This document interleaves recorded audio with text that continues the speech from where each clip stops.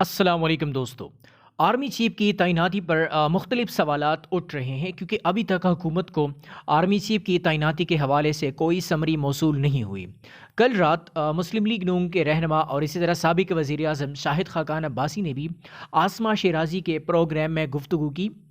ان سے آسما شیرازی نے ایک سوال کیا کہ آرمی چیف کی تقرری کے حوالے سے سمری کا ابھی تک موصول نہ ہونے کا موجودہ وزیر اعظم اور پاکستانی عوام کے لیے اس کا کیا مطلب ہو سکتا ہے۔ تو شاہد خاقان عباسی نے جواب دیا کہ ابھی تک سمری کا نہ آنا بہت بڑی ناکامی ہے۔ اب دیکھنا یہ ہے کہ شاہد خاقان عباسی اس ناکامی کو کس کی ناکامی سمجھتے ہیں۔ نمبر ایک، یا تو شاہد خاقان عباسی اس ناکامی کو ادارے کی ناکامی، یا شاہد خاقان عباسی اس ناکامی کو حکومت کی ناکامی سمجھتے ہیں۔ لیکن آگے وہ جو کہہ رہے ہیں اس کا مطلب یہ ہے کہ شاہد خاقان عباسی کا خیال یہ تھا کہ یہ موجودہ حکومت کی سب سے بڑی ناکامی ہے کہ ابھی تک ادارے کی جانب سے اس حکومت کو یعنی پرائم منسٹر آفس کو سمری موصول نہیں ہوئی۔ انہوں نے مزید کہا کہ یہ بھی آئینی خلاف ورزی ہے کہ ابھی تک سمری نہیں بھیجی گئی۔ اس معاملے پر یعنی سمری کے نہ بھیجنے کے معاملے پر وزیر اعظم نوٹس لے سکتے ہیں، یہ ان کا آئینی اختیار ہے۔ لیکن انہوں نے ساتھ میں یہ بھی خبردار کیا کہ وزیر اعظم کے اس اقدام سے اس معاملے میں مزید ابہام بھی پیدا ہو سکتا ہے۔ مبینہ طور پر سمری میں تاخیر کی کچھ وجوہات یقیناً ہو سکتی ہے۔ تو اس میں مبینہ طور پر ایک یہ کہ جنرل عاصم منیر کے نام پر حکومت اور ادارے کے درمیان ابھی بھی ڈیڈ لاک برقرار ہے، کیونکہ حکومت اس بات پہ ڈٹی ہے کہ لسٹ میں عاصم منیر کا نام شامل ہونا چاہیے، جبکہ یہ لگ رہا ہے کہ ادارے کا خیال یہی ہے کہ اگر ہم لسٹ میں لیفٹیننٹ جنرل عاصم منیر کا نام شامل کرتے ہیں تو وہ تو آرمی چیف سے 2 دن قبل یعنی 27 کو وہ ریٹائر ہونے والے ہیں، تو اسی وجہ سے اس کا نام لسٹ میں شامل نہیں کیا جا سکتا۔ تو بنیادی طور پہ ایک وجہ یہ بھی ہو سکتی ہے کہ ابھی تک اس نام پہ ڈیڈ لاک برقرار ہے۔ اس کے ساتھ ساتھ عمران خان بھی لانگ مارچ کے ذریعے ادارے پر دباؤ بڑھانے کی کوشش کر رہے ہیں، کیونکہ عمران خان کے لانگ مارچ کا مقصد اس اہم تعیناتی پر اثر انداز ہونا ہے۔ وہ کئی بار اس کا ذکر کر چکے ہیں کہ نواز شریف اپنی مرضی کا آرمی چیف لگانا چاہتے ہیں اور اس سے پھر مجھے نااہل کروا دیں گے، مجھے پھر سیاست سے باہر کر دیں گے اور اپنی کیسز ختم کروا دیں گے۔ یہ عمران خان کا موقف ہے اس بارے میں، تو وہ بھی اس پہ اثر انداز ہونے کی کوشش کر رہے ہیں۔ اور سب سے امپورٹنٹ بات یہ ہے کہ عمران خان نے لانگ مارچ کی جگہ یعنی اسلام آباد کو ان کو تبدیل کر کے راولپنڈی رکھا گیا، ان کو بھی تبدیل کیا گیا، اور ان کا یہی اعلان ہے کہ ہم 26 کو راولپنڈی پہنچ جائیں گے۔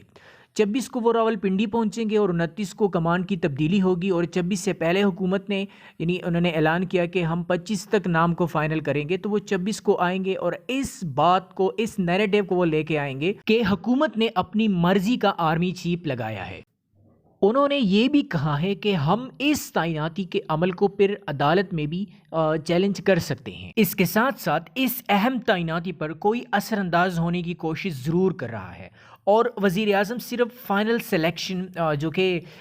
ویکینڈ سے کہ ایک ڈمی طور پر فائنل سلیکشن ہوگی 2013 کی طرف اگر ہم نظر دوڑائیں تو اس وقت نواز شریف وزیر اعظم تھے۔ نواز شریف کو آرمی چیف کی تعیناتی سے 40 دن قبل ان کو سمری بھیج دی گئی، اور 40 دن کے اس طویل عرصے میں انہوں نے تمام آفیسرز کے کاغذات ان کی جانچ پڑتال کی، اور ان کا سروس ریکارڈ جو تھا وہ ٹھیک طریقے سے انہوں نے چیک کیا، اور اطمینان کے بعد پھر ایک نام انہوں نے فائنل کیا۔ تو یقیناً اس تھوڑے سے عرصے میں یعنی 29 کو ابھی تعیناتی ہونی ہے، لیکن ابھی تک وزیر اعظم آفس کو سمری موصول نہیں ہوئی۔ لیگی رہنماؤں کو خود پتہ نہیں کہ کیا ہونے والا ہے، کیونکہ خواجہ آصف نے کل یہ بات انہوں نے کہی تھی کہ سمری وزارت دفاع موصول ہو گئی ہے اور کل تک یعنی پیر تک وہ وزیر اعظم آفس پہنچ جائے گی۔ کل شاہد خاقان عباسی نے کہا کہ سمری میں تاخیر ہوئی ہے۔ اس کے ساتھ ساتھ رانا ثناء اللہ نے کہا کہ سمری ابھی تک موصول نہیں ہوئی لیکن جلد موصول ہو جائے گی اور آرمی چیف کی تعیناتی یعنی آرمی چیف کا نام فائنل کر کے ان کا اعلان کر دیا جائے گا۔ ابھی حکومت کے لیے یہ بھی مشکل ہو سکتا ہے کہ حکومت نے جس لیفٹیننٹ جنرل کا نام فائنل کیا ہے آرمی چیف کے لیے، اگر اس کا نام اس لسٹ میں موجود نہ ہوا تو پھر حکومت کے پاس کون سا آپشن موجود ہوگا، کیونکہ جس لیفٹیننٹ جنرل کو حکومت نے فائنل کیا ہے ان سے عمران خان گھبرا رہے ہیں، جبکہ اگر اس کا نام لسٹ میں موجود نہ ہوا تو دوسرے نمبر پر موجود لیفٹیننٹ جنرل سے حکومت گھبرا رہی ہے، جبکہ جنرل فیض حمید کے بعد وہ عمران خان کے دوسرے فیورٹ امیدوار ہیں۔ اس سمری میں تاخیر کی وجہ سے ایکسٹینشن کی باتیں بھی ہو رہی ہے، حالانکہ آئینی طور پہ جنرل قمر جاوید باجوہ نومبر کے آخری ہفتے میں ریٹائر ہونے والے ہیں۔ آرمی چیف کی تقرری 3 سال کے لیے ہوتی ہے، لیکن جنرل باجوہ کو 2019 میں 3 سال کی اضافی مدت دی گئی تھی۔ اس وقت کے وزیر اعظم عمران خان نے اگست میں ان کی مدت ملازمت میں توسیع دی تھی۔ بعد ازاں سپریم کورٹ نے سروسز چیف کی دوبارہ تقرری پر قانون سازی کا مطالبہ کیا تھا۔ پارلیمنٹ نے جنوری 2020 میں تعمیل کی اور وزیر اعظم کو اپنی صوابدید پر سروسز چیف کی مدت میں توسیع کرنے کی اجازت دی۔ تاہم قانون سازی میں 64 سال کی عمر مقرر کی گئی تھی، جس میں کسی سروس چیف کو ریٹائرڈ ہونا ضروری ہے۔ ابھی اگر ہم جنرل باجوہ کی عمر کی طرف جائیں تو جنرل باجوہ اب بھی 62 سال کے ہیں، یعنی 62 ایئر کے ہیں، اس لیے ایک اور مدت کے لیے وہ اہل ہو سکتے ہیں۔ اس تکنیکی صلاحیت نے قیاس آرائیوں کو جنم دیا کہ آنے والے کسی اور توسیع کے وہ خواہاں ہو سکتے ہیں،